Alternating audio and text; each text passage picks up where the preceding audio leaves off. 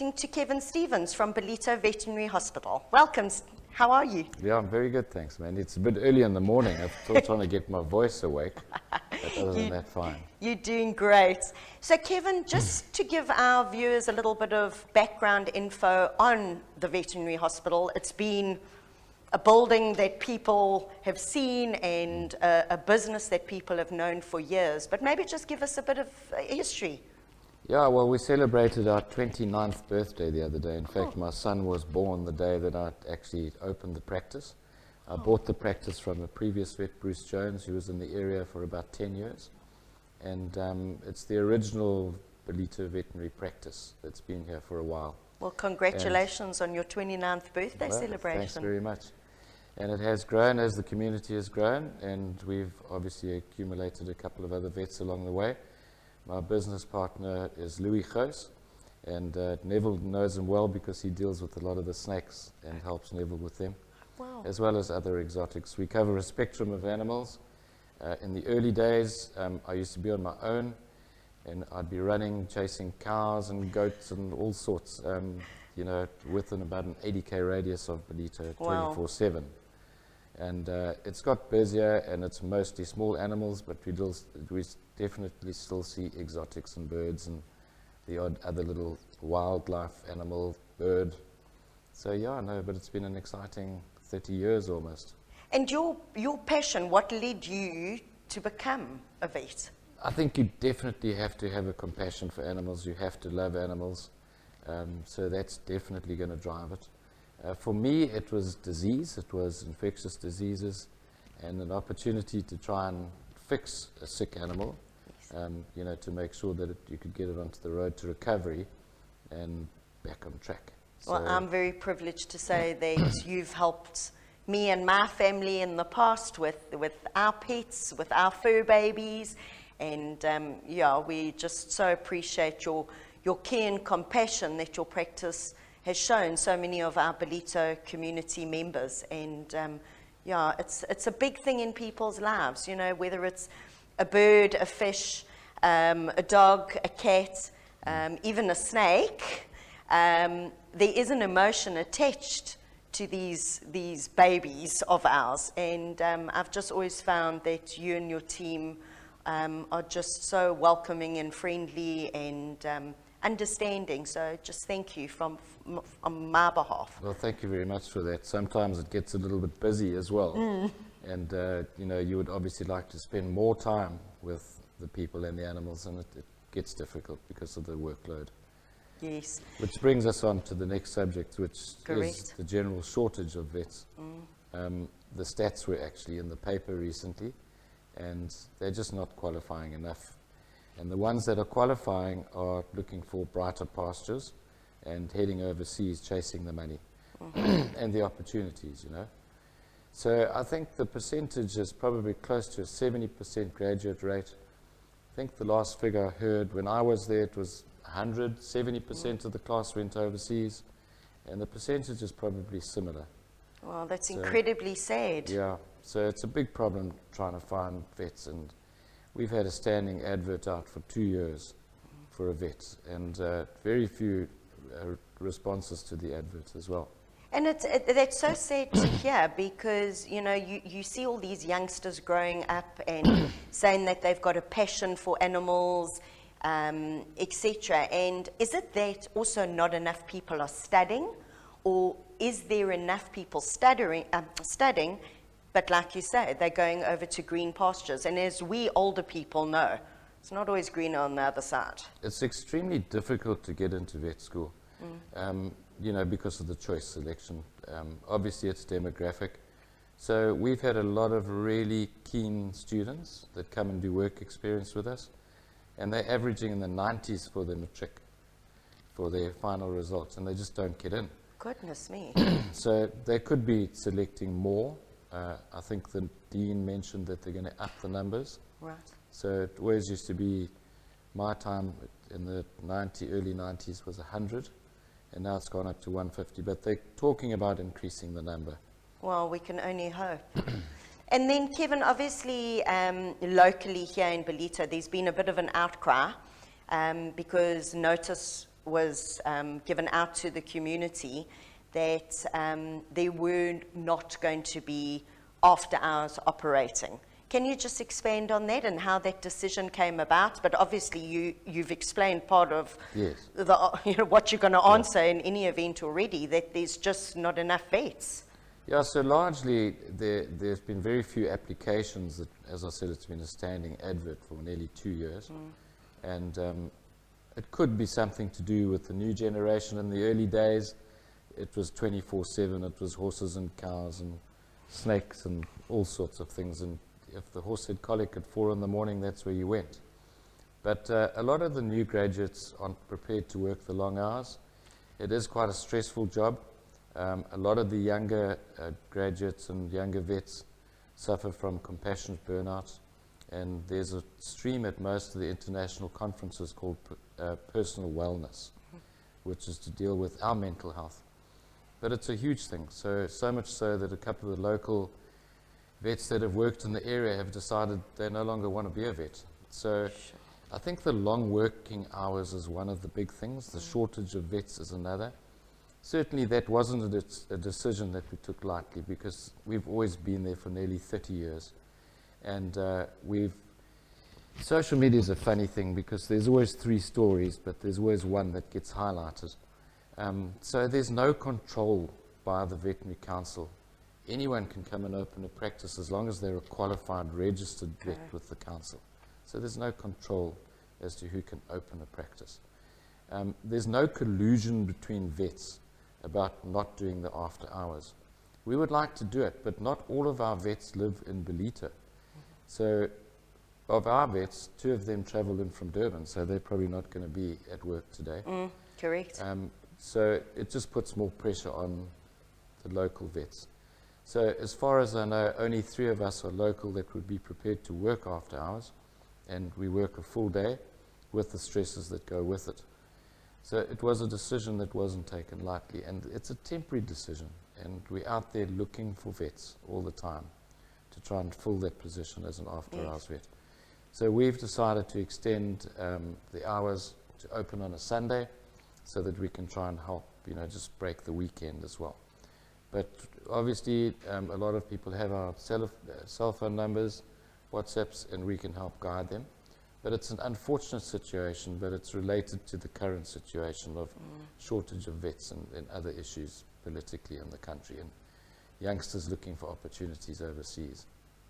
Thank you so much, Kevin. I think I know, just putting clarity to the situation, very often people jump up and down and have lots to say without actually understanding where it's coming from. So just thank you for clarifying that. Thank you to you and the other vets who are trying to continue as best as you can.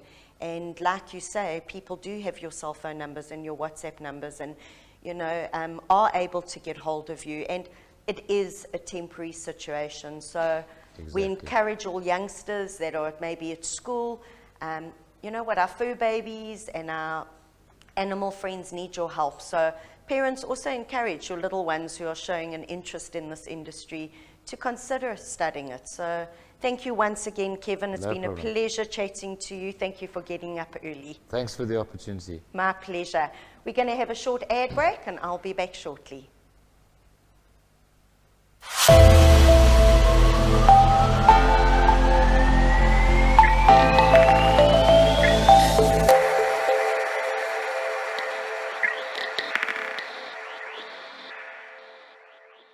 The importance of certified, compliant and good working fire equipment can mean the difference between your insurance claim being successful or rejected. All insurance companies insist on fire equipment compliance before business or buildings can be insured. Here we have BrokerSure leading the way by setting an example to others. Well-maintained fire equipment is the key to an insurance claim in the event of fire damage. HASPAC, being SABS and SAQCC accredited and certified, are well positioned to serve, maintain and provide new quality fire equipment such as fire extinguishers, hose reels and hydrants. Fire extinguishers, hose reels and hydrants require annual service and maintenance by law to be compliant. Haspac offer these services through highly qualified technicians and a modern state-of-the-art workshop. Haspac take the time and effort to remind their valued clients on an annual basis, taking the responsibility and worry away from the client through their up-to-date software systems.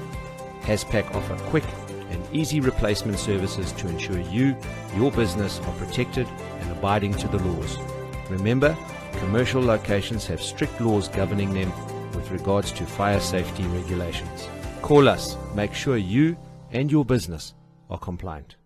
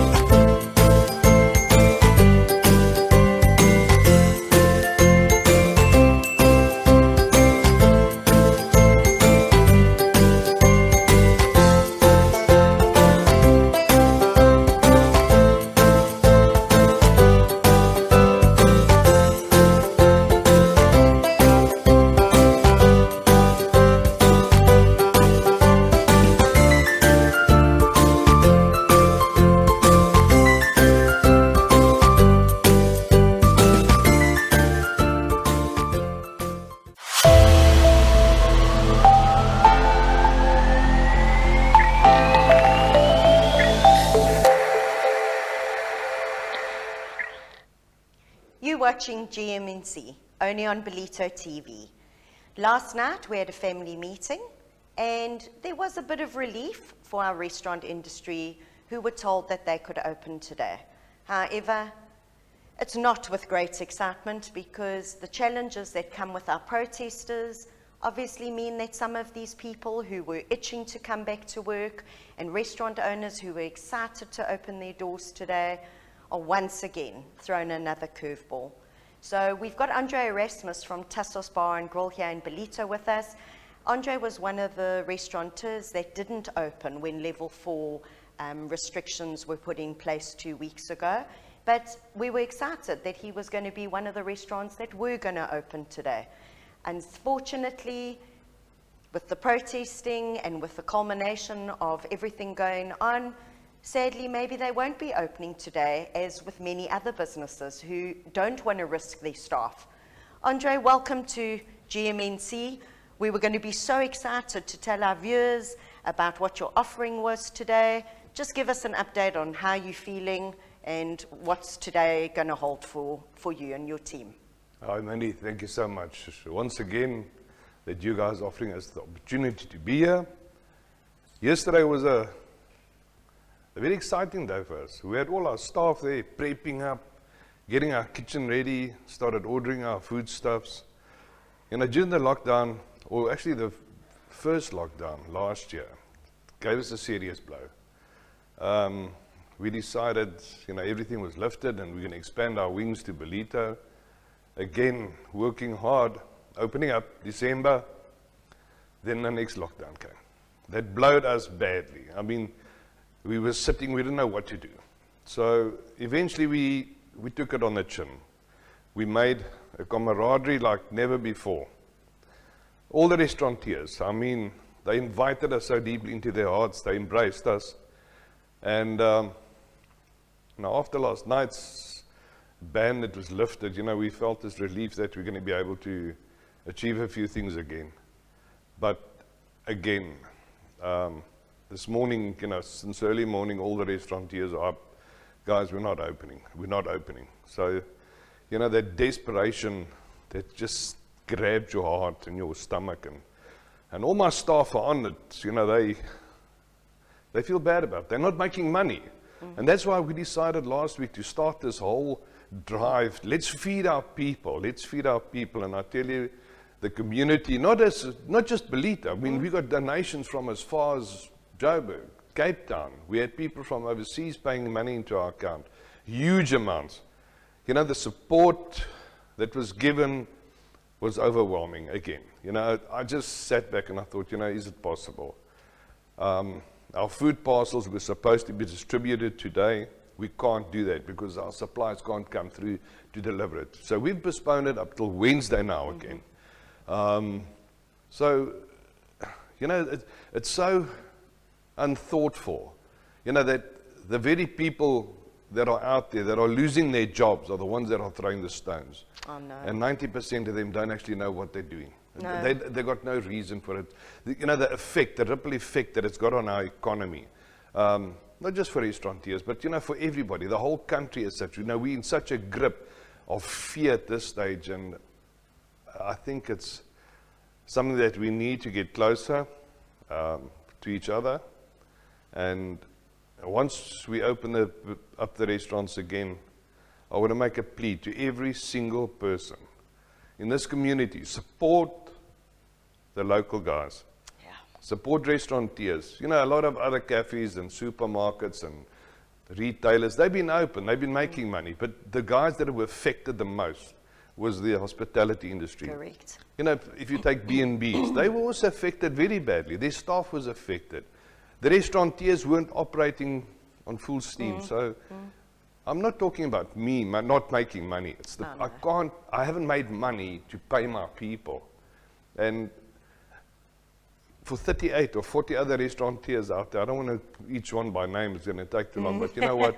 It's a plea I'm making to each and every one in the community. I know, we've got 200,000-300,000 people in the community here. Just support your local restaurateur. Okay. Please, they need it. And excuse me, it's so hard to remain motivated and positive in times like this, because you feel like you're taking a step forward and then you just hammered again. But one thing I do know is that the community are here for all of you. The community has jumped on board, not just locally, like you say, with this food drive initiative. The food drive initiative is very much for the waiters and the staff who haven't been able to earn. And I think my message just to these waiters and to the temporary staff is to just be understanding of your bosses and your restaurateurs, because I look at you and I look at the emotions, and I look at all my other friends who own restaurants and what you guys are going through. People think, oh, there's a beautiful restaurant there and you've got an endless supply of money. They don't realize that people have put their lives and souls and their savings into these restaurants, and that you yourselves aren't maybe able to pay your rent, your bond, all those sort of things. So there's a ripple effect. The ripple effect goes further because it's suppliers. It's all these people. So, you know what, community, we thank you for the support that you are giving our restaurateurs. Please continue to give your support to these restaurants. They may not be opening today because they have the best interest of their staff.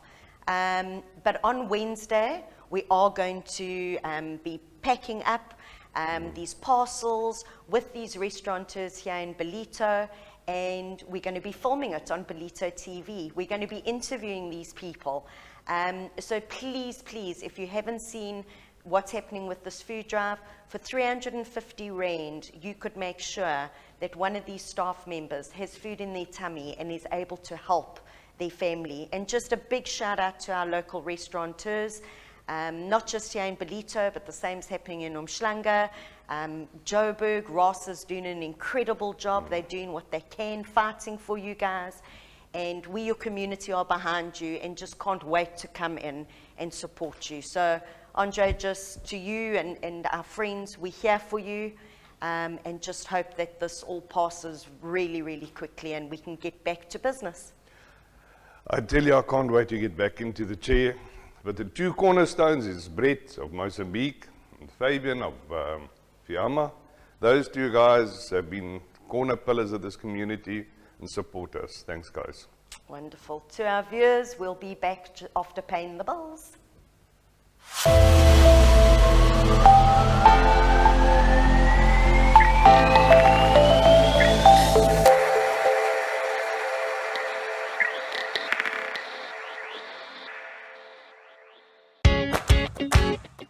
Hi Ballito, I'm Tanya.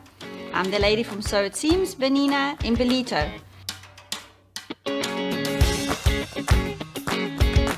You can find us in Richard Park, right across from the Hirsch. The new shop, it's 3 times bigger than the old shop. We have lots more fabric, a lot more haberdashery items.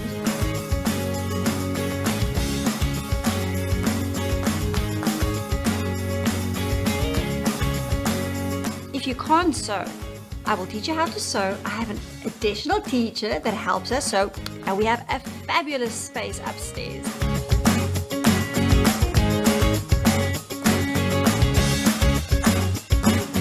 Looking for a Benina machine or a Bonnet? I will sort you out with that one. In this little area, we do everything. We service the sewing machine, we service the overlocker. We fix it up for you. Within a week, you'll have it back.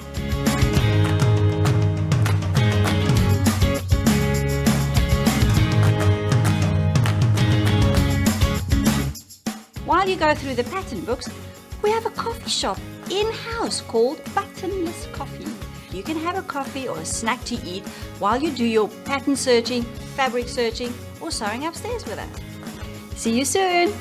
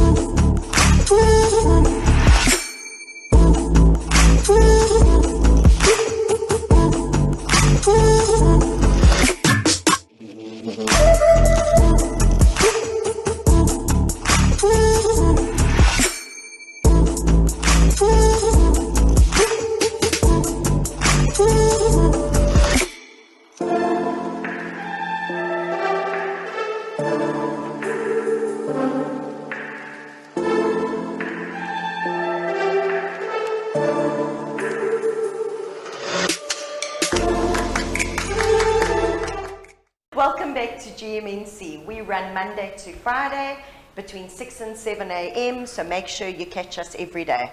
I'm going to be chatting to Janek and Sidney. We're talking about all things surf this morning. Welcome, gents. You're not out in the waves yet this morning. Not yet. Very shortly. So we've got, obviously, a surf shop. You are an agent. We've got a surf school. So tell us how the two of you got together and maybe a bit of background history. Okay, well, basically I started the surf school about 5 years ago. I think Sid started his thing also around. Yeah, about 2.5 years ago, yeah. Okay.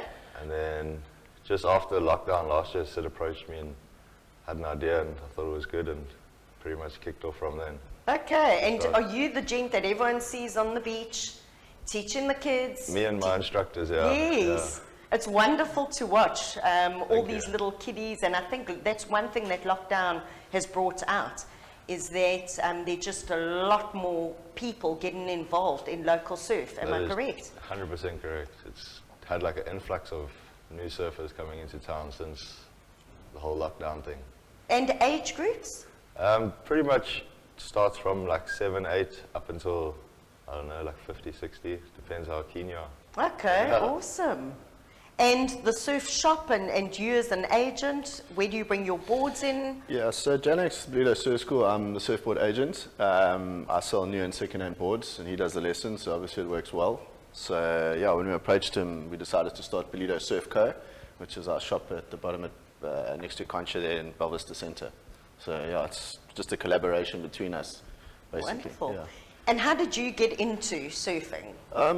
Sure, I don't know, we grew up here our lives and there wasn't much to do in the old days. So just to start trouble, I think we started surfing. And you, how did you get into the whole surfing thing? I think it was my older brother. He just started it when I was like 6 or 7, and then I watched him and his friends do it, and then I thought it was cool, so I started doing it. Okay. Yeah. And tell me, you know what, there's such an array of surfboards and of gear. Maybe you can give parents whose kids are going, oh, they want to get into this, a little bit of insight into what they really need, what the difference between the boards are, because I think that can be a bit overbearing for somebody who doesn't understand. Definitely. So maybe you can give us some insight there. Yeah, so everyone started surfing and always get a board for free from a friend or something. Yes. And a lot of time it's not the right board to learn. So people try and catch a wave on it. The board's too small. I think surfing's not for them. They never try again. So we come in, we teach them to surf on the right equipment.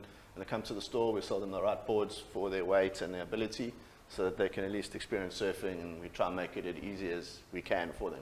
Okay. Yeah. And what input do you have to give there?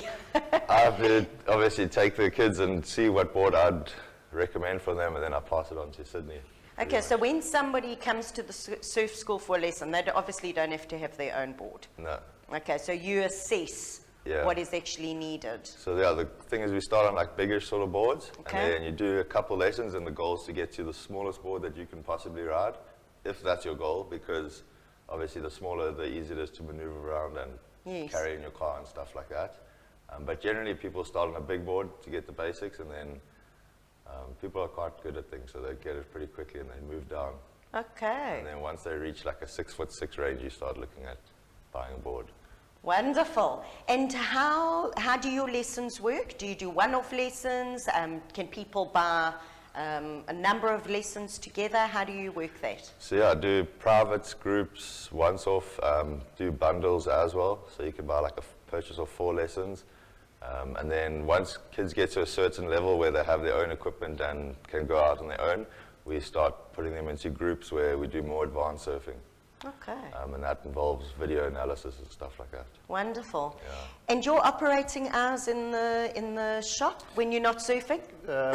When the waves aren't good, we're there 9 to 3. Okay. 7 days a week, yeah. So there's always someone there to help. Yeah. Wonderful. Well, it's been awesome having you in studio with us. You are our neighbours here in Belvista Centre. And who knows, maybe one day I'll try to get on the board, even at my tender age. So thank you guys for joining us. And we will be sharing the details on how you can get hold of the gents, but I'm sure you'll catch them on one of our local beaches. We're going to cut to an ad break, and after that, we've got Neville in studio with a Mamba friend this morning, so interesting facts coming your way. Stay tuned.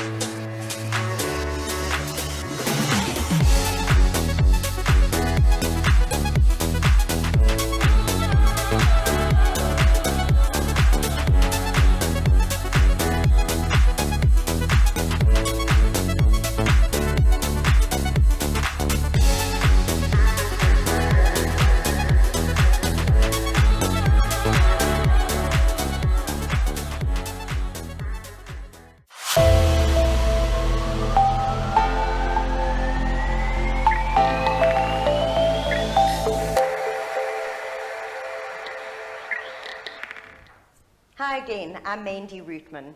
Today we've got Neville in studio for his weekly slot, and we're going to be continuing the conversation, I think, about green snakes today.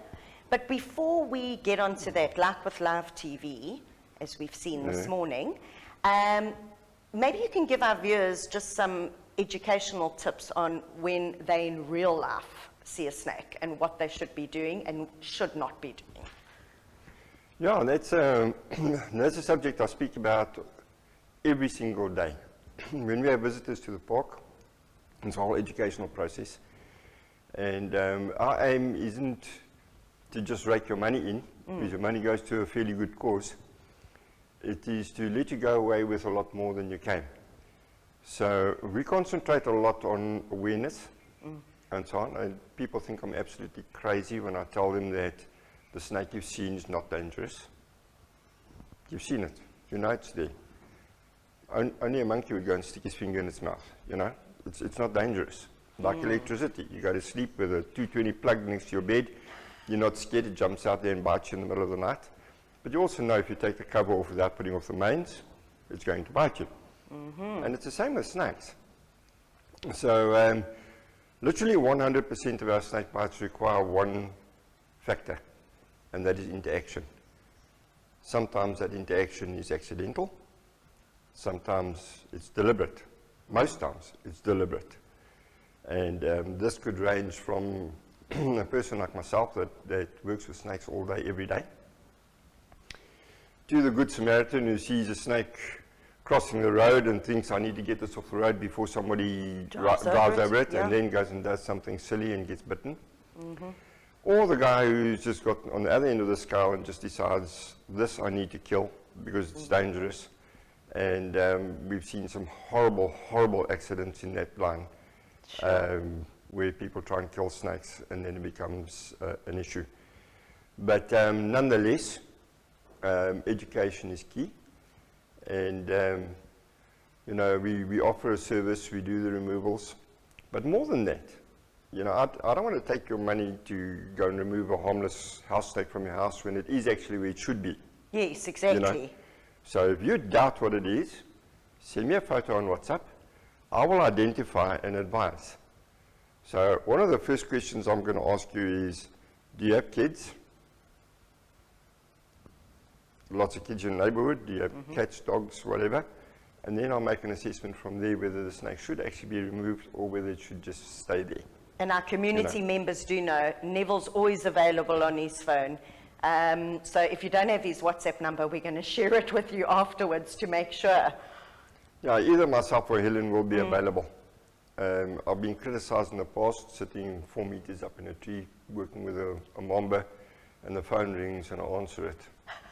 And I'll never forget Sandra, that used to work for the courier, phoned me one day and I was right up in a tree and I said to her, listen, I can't talk to you, I'm up a tree with a mamba. And she said, what's a one-legged old goat like you doing up a tree with a mamba? I said, I don't want to talk to you. And I just put the phone down, you know. Sandra, sorry for that. He was busy at the time. Yeah, well, Sandra's no longer with us. Eh? She's passed on, unfortunately. Sick and lost the battle with cancer. Oh, that's sad. Yeah. So now, what are we going to be chatting about today? Today, we're going to continue with the green snakes per se. We saw last week that the wormslang aren't always green. Yes, correct. But today I brought a green mamba along. Okay. And we're going to have a look at that. And I'm just going to give a couple of pointers. Great. And yeah, then we take it from there. Okay. So Neville, just in terms of green mambas, am I correct in saying that they are predominantly found in areas like where we live in Ballito? Yeah, it's a snake that's generally found east of the N2. Okay. And I say generally, and people would think, oh, okay, so what's ungenerally? Yeah. Ungenerally is when you have to come and remove it out of your engine compartment of your car. Oh my word. You know, or other places like that. Yeah. So we do get hitchhikers, as we do with the black mambas. And I've been on record saying that black mambas don't occur east of the N2, and they don't occur east of the N2. But they hike in. Okay, they're going on a bit of a journey. They go on a journey. They get into a vehicle somewhere. And sometimes these journeys are quite unplanned. He's crossing an open patch of ground. Some guy walks past, he gets a fright, he hops into the nearest Okay. cover, which is into some guy's car. And before he can get out, somebody gets in the car and drives off to an area where the guy shouldn't be. Yeah. And then if the car stands still long enough and there's not a lot of activity, he gets out. And he finds himself in a totally strange environment. And they generally, black mambas generally don't live long east of the N2. Okay. The salt air plays a major role, plays havoc with their skins, they get fungal infections and things. And they don't like the cold wind that comes off the sea. And so they generally pick up respiratory infections. Oh, wow. And sort of, if you're looking at winter months, maximum 2 months. And he's no longer with us. Okay. And so that's just one of those things. Whereas green mambas thrive on that. Yes. And they don't really like the really hot, dry climate west of the N2. Okay. So I'm going to haul this guy out. And just for the record, guys, I didn't choose the biggest green mamba in the cage. I just simply picked up the one that was the easiest to remove. Okay. So I don't think that when we come here, we bring the biggest possible snake that we can in that species. Yeah, you're not coming to show off, you're coming to No. educate. Absolutely. It's coming to educate. My word, look at that colour. And it's also a good thing to just show people average sizes. My word, absolutely. So this would be considered a very average green mamba. It is a recent capture. Okay. And you can see it's a wild-caught snake. If you look along the spine, you'll see that it's had a few tussles in its life and so on. My word. But when we look at green mambas, you see that the color top and bottom doesn't differ too much. Okay. Unlike the harmless green snakes that we'll look at next week that have got a much paler belly line. Okay. And then another characteristic that green mambas often have is that they've got these little yellow scales. So you can see just here where my finger's pointing. Okay, yes. See that little yellow scale there? And that is quite common on green mambas. When you go further north into northern Zululand, they get a lot of sky blue patches on them, on the sides and so on. And it's a really beautiful snake. I must be honest, I am generally terrified of snakes, but I mean their colours are absolutely mind-blowing. And Neville, you know what, to our viewers, they can maybe see my nervousness, okay? I've been told in the ear by our producer they can see that I'm nervous, okay? Why am I nervous? Is it because I've been told horror stories? Yeah, it's just everybody's perception of snakes. And from small, you're sort of told, don't go out in the dark, the snakes are going to bite you. Not the snakes might bite you, the snakes are going to bite you, you know? And then later it progresses. If you don't do your homework, the snakes are going to bite you. Correct. You know, and this is what you grow up with, is the snakes are going to bite you, going to bite you, going to bite you. A lot of people think I'm ridiculous when I tell them that 75–80% of the people that encounter a black mamba in its natural environment are never even aware that they've encountered a mamba. Wow, okay. It's gone before they've seen it. Sure. You know, so they want to avoid us way more than we want to avoid them. Okay. We are the apex predator, and they know that humans are dangerous. And you can see the snake sitting here. Seems quite content. Very content, and this is a wild-caught snake. I mean, this has been in a cage for a week and a half. You know, it's like, it's not a trained animal, it's not a captive bred animal. Correct. It's not domesticated. But it realizes that there's no threat. Okay. And on realizing there's no threat, there's no need to become aggressive or whatever. Right. I'm holding it very gently, just enough to restrain. Okay. And the hook sticks are a great thing because the snake still feels like it's got mobility, it can move. So it's not feeling threatened. Okay. Whereas your average guy who's going to get into snake catching wants to go and get one of these guys. And Oh, I the see. calls that I have for people wanting to buy tongs from me is just scary. And I tell them, this is not a snake handling tool. This is a snake restraining tool. The job of this tool is to restrain the snake so that I can nick it to take full control. This might be for veterinary inspections or other work that we need to do on the snake. Or on wild-caught snakes, in our busy season, I often don't have the liberty of time. Okay. So I can be on black mamba call with another one already waiting and the third one phoning. Goodness me. You know, and then I can't muck around with a hook stick and play gentle with the No. snake. I need to get in, do the job, get out, and get to the next call. You know? Right. And so that's what this tool is for. Okay. This is for proper snake handling. Sure. It's the safest tool you can use, even though people think, idiot, got a green mamba on a hook stick, you know. It's the safest way to deal with a green mamba. Well, so you know what, there you have it. It's the closest I've ever been to one, and yes, a little bit nervy, but I know that Neville obviously knows what he's doing. And please support Neville and Helen. They love sharing information and educating people. And any slot next week, we're going to be talking about The other green snakes. the other green snakes. So make sure you tune in again next Monday morning to hear more from Neville. We're going to be going to some weather news and the surf report with Deon Bosman, so stay tuned.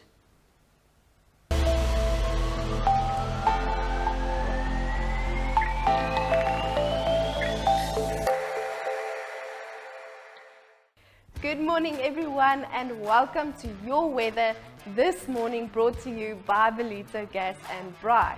Speaking of Braai, today will be the perfect day for it.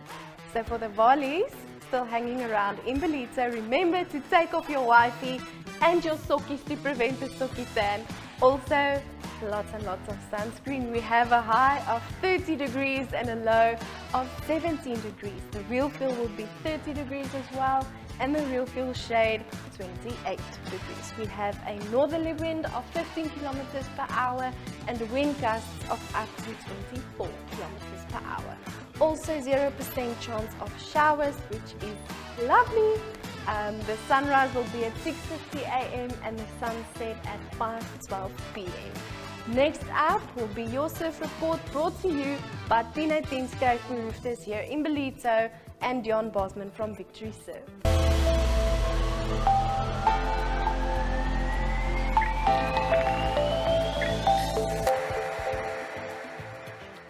Good morning, Ballito, and welcome to Monday morning's beach report and another cracker day on the east coast of Africa.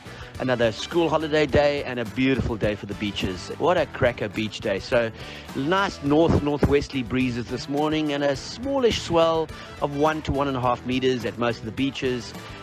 Easterly swell direction, so mostly left to be had at surfers and main beach. So not the greatest size swell, but definitely a great day to get in the water. A lovely water temperature of 20.5 degrees. With the low tide around midday today, you're definitely going to get some waves on the outgoing tide, and enjoy your day on the beach. It's going to be a cracker day. Lovely warm conditions and great surf to be had all along the Ballito points. Enjoy your Monday. We'll chat again tomorrow.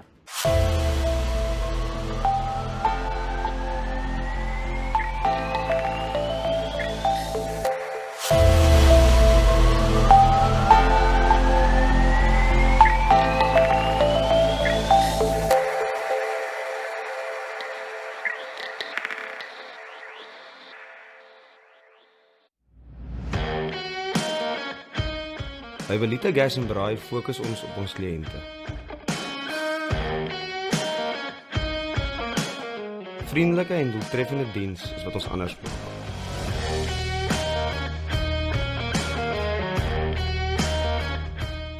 Ons werk as 'n span met integriteit en deursigtigheid.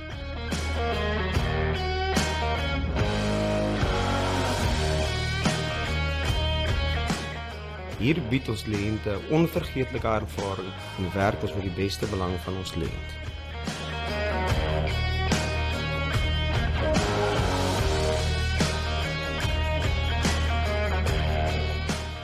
Ons lewer nie net produkte aan ons kliënte nie, ons lewer ook 'n volledige diens, insluitend onderdele en tegniese ondersteuning.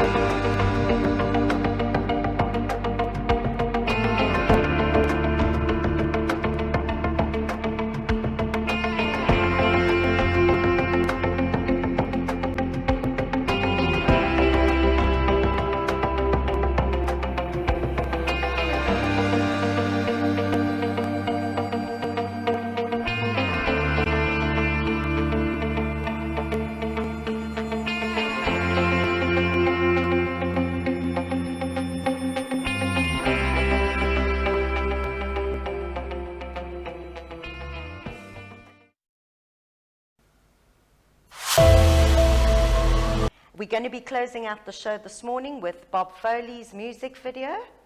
And we've got exciting stuff coming up for our kids. Every morning, straight after our GMNC show, we have Laugh Out Larry.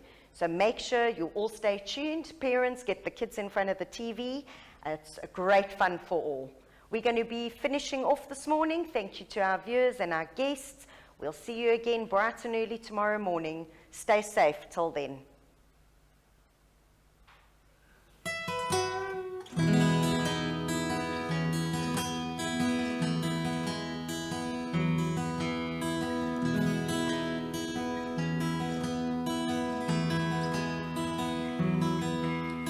Times have changed and times are strange.